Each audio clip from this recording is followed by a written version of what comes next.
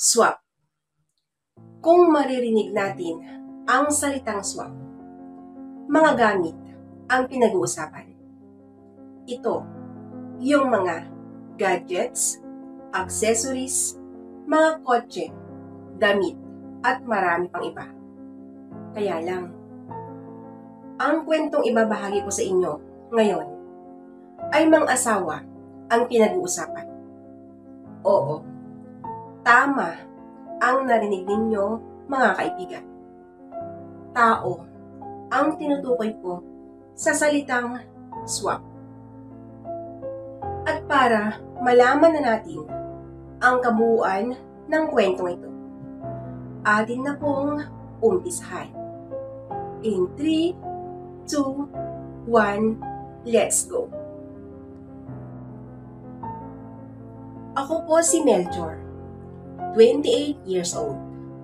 Sa edad kong to, may asawa na po ako at may isang anak na din. Ang kwentong ibabahagi ko sa inyo ay nangyari to nung ako'y 22 years old pa lang. Tubong probinsya ako at naisipan kong magtrabaho bilang isang waiter. Hindi madali ang buhay sa syudad dahil bukod sa mahal ang bayad sa isang maliit na kwartong inuupahan ko, mahal na rin yung mga bilihin. Todo tipid ang ginagawa ko nun. Sa kagustuhan kong may maipon din ako para sa aking ina. Bale, patay na ang aming ama. Ako na lang yung inaasahan nila. May asawa na kasi yung mga kapatid ko. Kaya, ako na lang ang magbanat ng buto para makatulong. Pero, kahit doble kayod at triplehin ko pa ang pagtitipid ko, hindi pa rin sapat ang kakarampot na kinikita ko dahil talagang maliit lang ang sahod ko that time. Hanggang sa isang araw, naisipan kong maghanap ng ibang boarding house na mas mura. Nakahanap naman ako agad. Kaya lang, may kasama ako sa kwarto. Oo, mas mura nga ito. Pero, wala na akong privacy. Tiniis ko na lang ang lahat dahil parang mabait naman ang kasama ko. At hindi nga ako nagkamali. Mabait si Jerome. Si Jerome ay kagaya ko din. Nag-iisang nabubuhay sa syudad. At isa din siyang probinsyano. Kaya, mabilis lang kaming nagkapalagayan ng loob. Magkasama kami sa kwarto nun. Pero, bibihira lang kaming nabibigyan ng pagkakataon para makapag-usap. Dahil, panggabi ang trabaho niya. Ako naman, mula umaga hanggang hapon. Mas malaki ang sahod ni Jerome kumpara sa aking sahod. Kaya, hindi ko maiwasan na ikumpara ang sarili ko sa kanya. At ang sabi ko pa nga nun, sana ganun din ang maging trabaho ko para naman mas malaki yung sahod ko at mas marami yung naiipon ko. Yan, yung mga sinasabi ko noon sa aking sarili. Ang munting hiling ko na yan, parang dininig ng Panginoon. Dahil pagkalipas ng ilang buwan na magkasama kami ni Jerome, hindi ko inaasahan na tatanungin niya ako at ang sabi niya, Melchor, kung bibigyan ka ba ng pagkakataon para magkasama tayo sa trabaho, papayag ka ba? Ang tanong ni Jerome. Sa sinabi ni Jerome, hindi ako makapaniwala, kaya napatayo ako sa aking kinaupuan at ang sabi ko, Jerome, anong ibig mong sabihin? Ang tanong ko. Alam mo, medyo mahirap ang trabaho namin, kaya yung karelyebo ko nag-back out. Hindi daw niya kaya ang trabaho namin, kaya yun, wala na akong kasama. Bago ako umuwi kanina, nakiusap yung mismong manager. Ang sabi niya, maghahanap daw ako ng kasama ko. Pero, ang gusto nila, mag-training ka muna. Alam mo naman, malaking kumpanya ang pinagtatrabahuan ko. Kaya dapat, dadaan ka muna sa training, ang sabi ni Jerome. Wow! Ayos yan ah. Sige, magpapaalam na ako sa boss ko para makapag-training na ako. Umalis na nga ako sa pinagtatrabahuan ko at agad na akong sumabak sa training. Hindi madali ang training namin noon. Pero, syempre, hindi ako sumuko. Yun na kasi ang tamang pagkakataon para matupad ko ang pangarap kong maging security guard. Sa awa ng Diyos, lahat ng paghihirap at sakripisyo ko napalitan dahil nalagpasan ko ang lahat ng mga pagsubok. Nakapasok na nga ako noon bilang isang security guard. Sa umpisa, medyo nahirapan ako. Pero, sa umpisa lang. Pagkalipas kasi ng ilang linggo, nasanay na rin ako. Naging maayos nga ang trabaho ko noon. Pati na rin yung pagkakaibigan namin ni Jerome. Mas lalong lumalim pa. Daig pa namin noon ang magkapatid dahil sa pagiging closeness namin. Kaya lang, tila sinubok kami ng tadhana. Hindi kasi namin inaasahan na dumating yung mga babae sa aming buhay. Magkaibigan din ang dalawang ito. At gaya namin ni Jerome, magkatrabaho din sila. Nakilala namin sila sa isang party. Nagkataon kasi noon na yung manager nila at yung manager namin magkaibigan. Tao lang kami na makaramdam din ng pagmamahal. Sabay kami ni Jerome na nanligaw sa dalawang babae. Hanggang sa sabay din nila kaming sinagot. Naging masaya kaming apat noon. Double date ang lagi naming ginagawa. At pagkalipas ng 2 taon, naisipan naming magsama-sama na lang kami sa isang boarding house para makatipid kami. Nangungupahan din lang kasi ang mga jowa namin. Kaya naisipan naming tumira na lang sa isang boarding house. Ang ginawa namin noon, bumili kami ng plywood para may division ang aming kwarto. Noong una, magkasama ang mga jowa namin sa higaan. Pero, pagkalipas ng ilang buwan, hindi na namin napigilan ang aming mga sarili. Nagkataon kasi noon na kaarawan ni Jerome. May konting handaan noon. At syempre, hindi nawawala ang alak sa lamesa. Nag-inuman kaming apat. Masayang-masaya kami noon dahil magkakasundo kaming lahat. Medyo naparami ang naitumba naming bote. At habang nagiinuman kami, nung nagpaalam na si Jerome, hindi na raw niya kaya. Hinayaan ko na lang itong pumunta na sa higaan namin.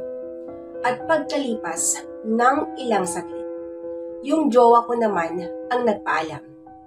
Gaya ng kaibigan kong si Jerome, natamaan na rin ito.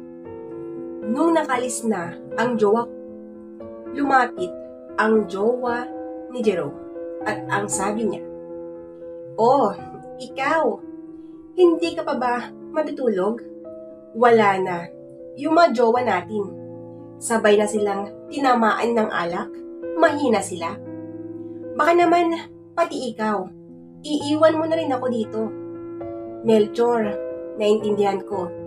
Sige na, pumunta ka na sa higaan niyo ni Jerome. Ako na lang ang mag-ayos dito. Huwag kang mag-alala.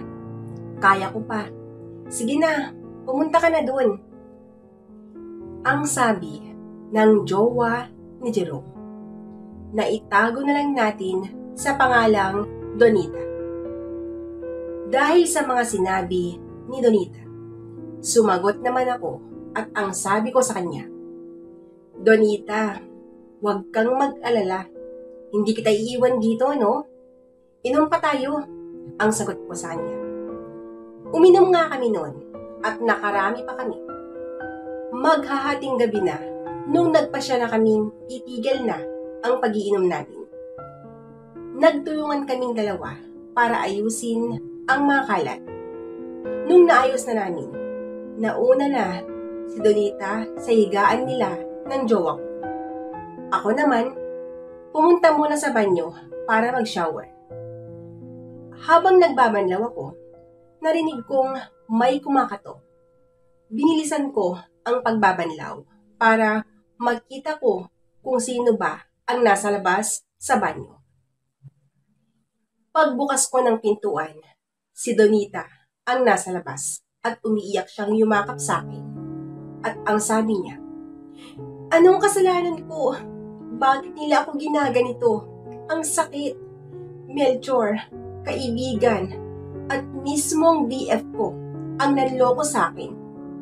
Ang umiiyak na sabi ni Donita. "Donita, teka lang. Hindi kita naintindihan. Ano bang sinasabi mo? Anong niloko? Sino ang mga nanloko sa iyo?" Ang nagtatakang tanong ko sa kanya. Hinawakan ni Donita ang kamay ko at pumunta kami sa higaan nila ng jowa ko. Nung nakita ko ang dalawang magkayakap sa higaan, gusto ko silang suburin, pero hinila ni Donita ang kamay ko.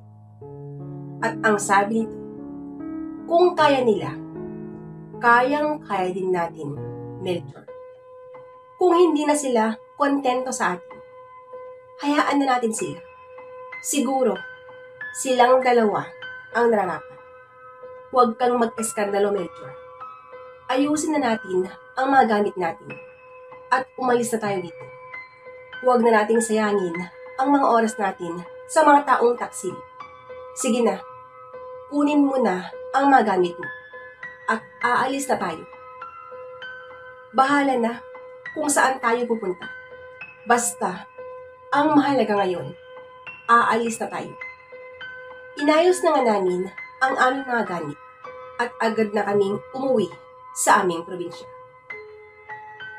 Kahit ganon ang ginawa namin ni Donita, nanatili pa rin ang respeto ko sa kanya. Ayaw ko kasing magpadalos-dalos dahil ayaw ko nang maulit pa ang nangyari sa unang naging karelasyon ko.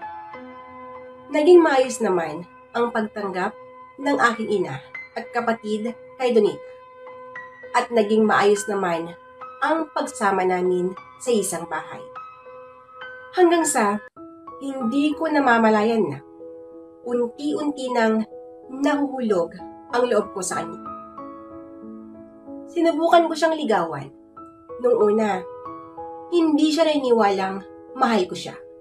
Pero, nung nakita at naramdaman niyang seryoso ako sa kanya, pagkalipas ng 8 buwan, sinagot din niya ako.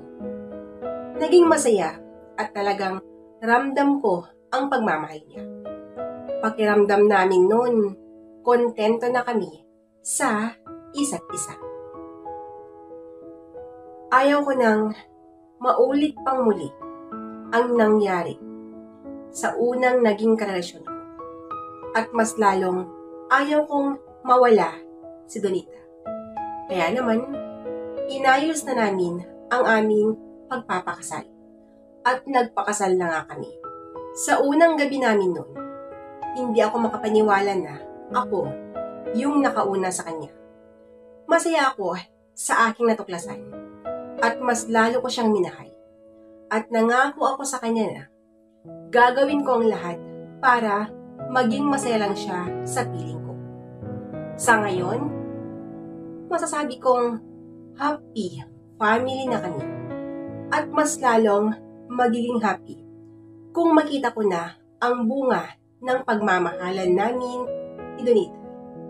Dahil buntis siya at 1 buwan na lang makita ko na ito.